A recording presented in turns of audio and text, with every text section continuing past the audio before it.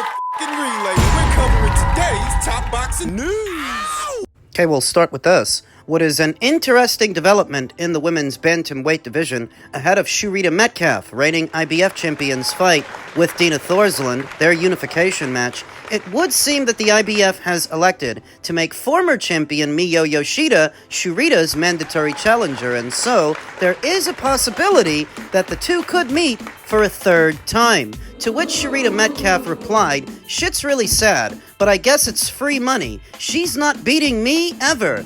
Except that to a lot of people, she should have. She already did. I picked Yoshida Metcalf to win their initial meeting, but didn't have a horse in the race for a rematch. Didn't have many thoughts on the second fight, so I was surprised to see that Miyo actually improved, and, just based on what I saw, she should have won the fight, and they should be 1-1 with each other. But they're 2-0 on paper. With Yoshida Metcalf having won decisions both times, though I suppose that it really doesn't matter if the IBF has made Miyo Yoshida her mandatory challenger, because in all likelihood, she's not who Miyo's gonna be fighting for that IBF title. Why'd they do it? Why did they make Miyo Shurida's mandatory challenger? Well, it could be because she has since rebounded off the loss. She fought earlier this year, and I believe that was in February, so there is that to consider, but there's also the controversial nature of the rematch, that a lot of people that saw it think that Miyo should have won, so maybe the IBF factored that into their decision, that she deserves another crack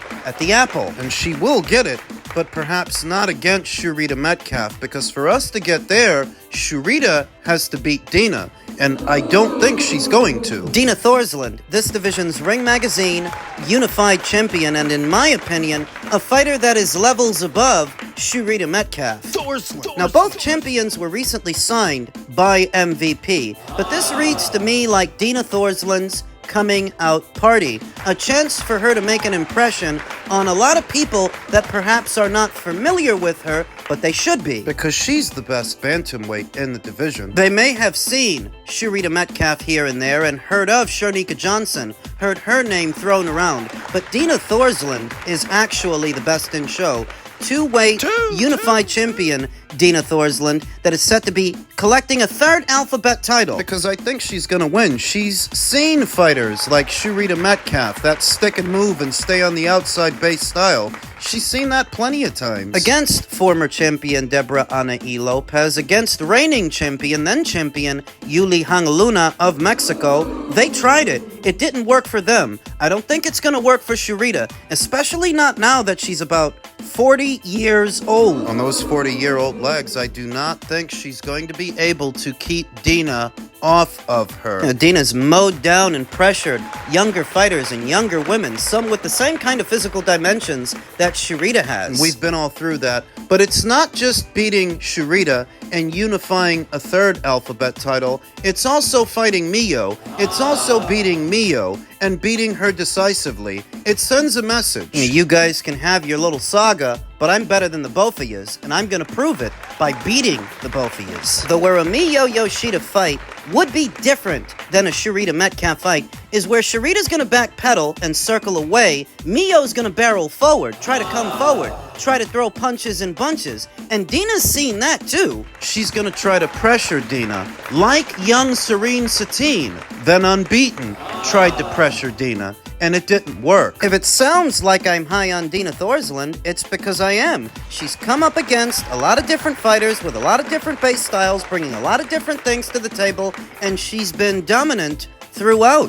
So whether it's Yoshida Metcalf or Miyo Yoshida, Dina wins. How? With Yoshida, Dina's gonna pressure Yoshida. With Miyo, it's the opposite. She's gonna use her aggression against her, let her come forward, and walk her into punches, hard ones. That has all the makings of a gunfight, and Dina's got the bigger guns. With Yoshida, she's gonna come forward. With Miyo, she's gonna hang back, set traps, use counters. Beat those feet and use angles. If history is any indicator of things to come, Dina Thorslund has already seen pressure fighters before, and when she doesn't back them up and beat them at their own game, she out-hustles them, outclasses them by hanging back and setting traps. Don't forget that she's actually younger than both Yoshida Metcalf and Miyo Yoshida, so she's very much experienced, but still fresher than both. And so if the IBF has installed Miyo Yoshida as their mandatory challenger, there's a strong possibility that she could meet Dina later on this year. Do the fight with Sheeraz Metcalf in July, win it, then do the fight with Miyo sometime in the fall, say October or November. And that's if she doesn't land another unification match. That's if she doesn't secure a Shernika Johnson fight later in the year. That's a strong possibility too. But either way, I think when all the smoke settles and it's all said and done, Dina Thorslund will be the last woman standing in the bantamweight division. Elsewhere in the world of boxing, Turkey's latest announcement, the show proposed for the summer months involving Berlanga versus Sheeraz, Stevenson versus Zapeda, Puello versus Matias, and Morel versus Kataev. Does somebody want to explain to me why anybody would think that Turkey is bad for boxing? Putting together cards like this one? I don't understand. Are these people retarded? Yes, that's the short answer. So on this card, you've got a Puerto Rican fighter in Edgar Berlanga, which will help sell some tickets in New York, another one in Shakur Stevenson, and if nothing else, a Newark native. He's got fans over there, done good ticket sales over there. Another Puerto Rican fighter in Subriel Matias. All good. And I've got a lot of thoughts about this card, and we'll get into those thoughts in the coming weeks and months, but so far so good. I really like what I see. Now, as it pertains to 3-division champion Shakur S. Stevenson, and him leaving Matchroom and Eddie Hearn. An update to the story we talked about in my last video. According to veteran boxing scribe Dan Raphael, the rumor was true. Shakur did leave Matchroom. In reporting on the July 12th card with Shakur versus Zapeda, a source with knowledge of specifics told me Shakur has split from Matchroom and his manager, James Prince, and he's hired Lou Dembella as his promoter for the event to keep an eye on stuff, handle behind-the-scenes stuff, and maybe do some media. Now, this move has given rise to a lot of questions because Lou DiBella is not a step up from Eddie Hearn, so why did Shakur do it? Glock Anderson said Shakur might have CTE. How do you go from Top Rank to Matchroom to Lou Dembella? To which Dan Raphael responded, it worked out very well for Shakur. He gets a mid-7-figure payday with Zapeda, that's mandatory without a purse bid, hires a promoter for a flat fee that will make much less than the promoter that had him under contract would have,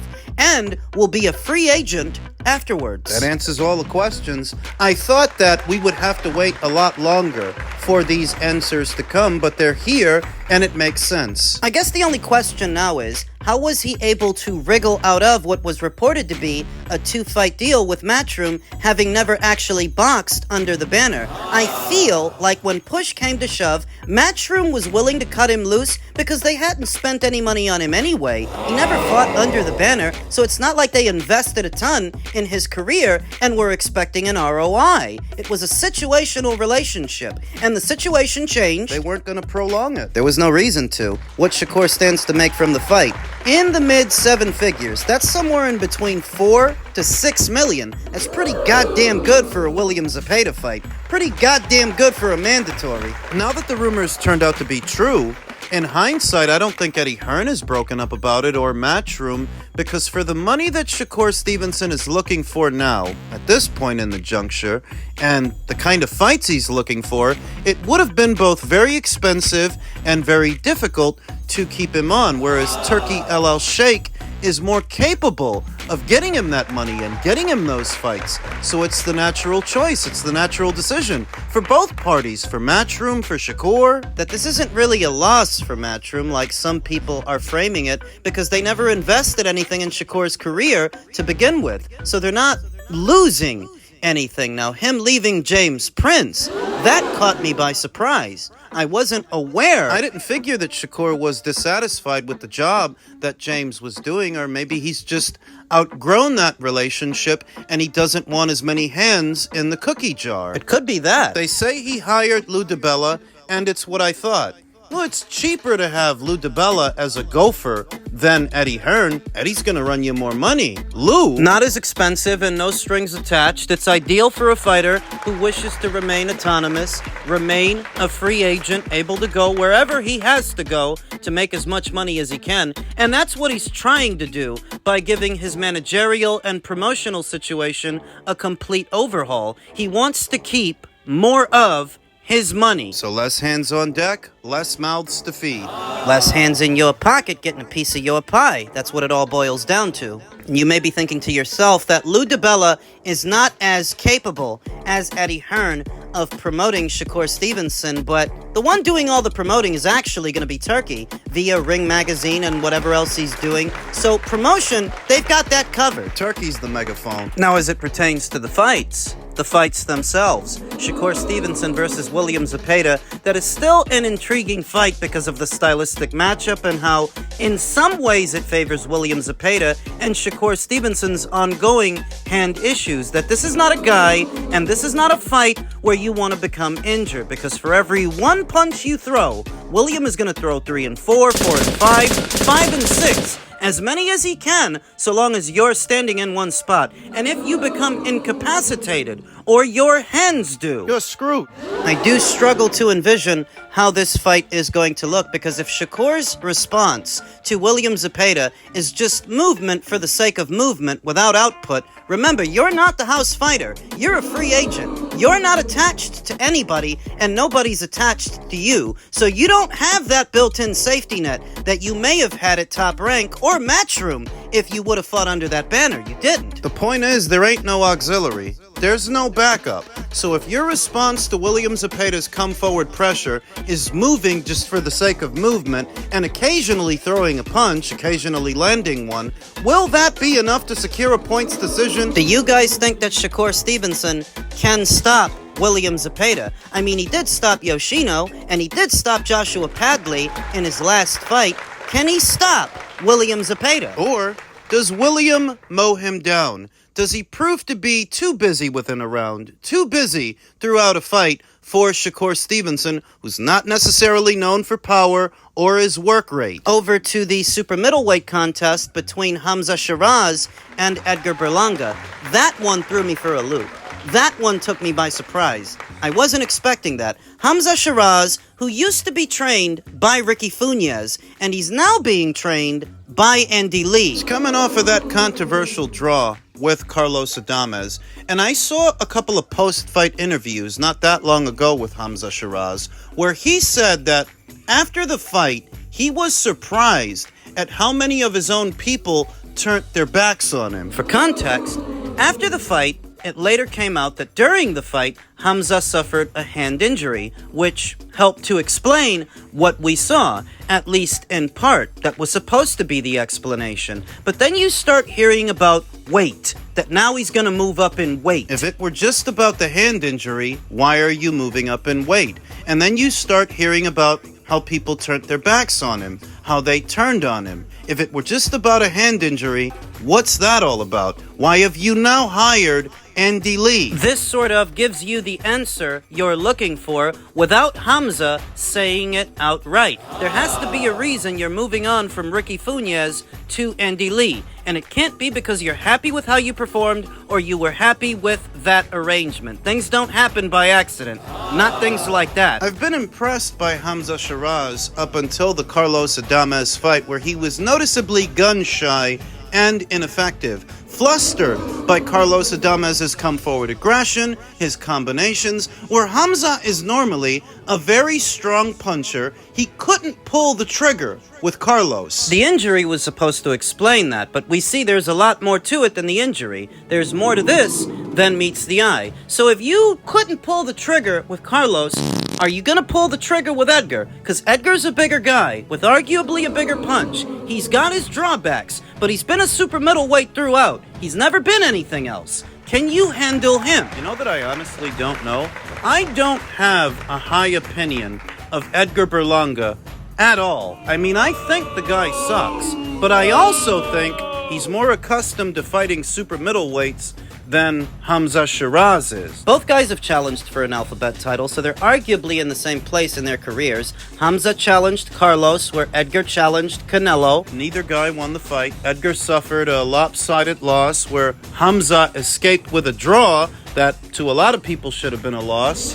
Comparatively. Hamza has looked a more dynamic fighter in his fights compared to Edgar Berlanga, but all those fights were at middleweight against middleweights. This is at super middle, and if nothing else, Edgar has the edge in experience there. He's a bigger guy than what you're used to. And this is not a title fight, so there's no telling what he may rehydrate to the night of. He could very well walk in there 190, 200. He's a big boy. Once again, Edgar Berlanga has managed to fall face first into the money because they've negotiated a situation, a lucrative situation that also doubles as a winnable fight. This is a winnable fight for Edgar Berlanga, where Caleb Plant, who was just calling him out, is stuck fighting Resendiz? What show do you think is the biggest show? What show do you think is going to get more attention? And who do you think is going to make more money for the fighter they're about to fight? Edgar for fighting Hamza or Caleb for fighting Resendiz? The added bit of it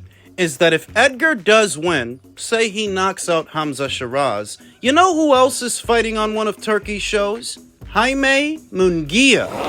Next month, on the undercard of Canelo versus Skull. I anticipate he will get his revenge against the Frenchman. I anticipate he's going to knock out Bruno Sarace. If he holds up his end of the bargain, and Edgar holds up his end of the bargain in July, they're both in bed with Turkey, so we might get Munguia versus Berlanga. Another addition to the long-standing rivalry, the long rivalry of Puerto Rico versus Mexico in the sport of boxing. That may be the next entry. And Edgar Berlanga did say that he prioritizes a Munguia fight over a Plant fight because a Munguia fight is bigger. And I happen to agree with him. When you think about it, this is a step in that direction. I see how Keith Connolly won Manager of the Year a ways back. The situations that he is managing to get his fighter in, his fighter of such limited ability and charisma, but he keeps falling face first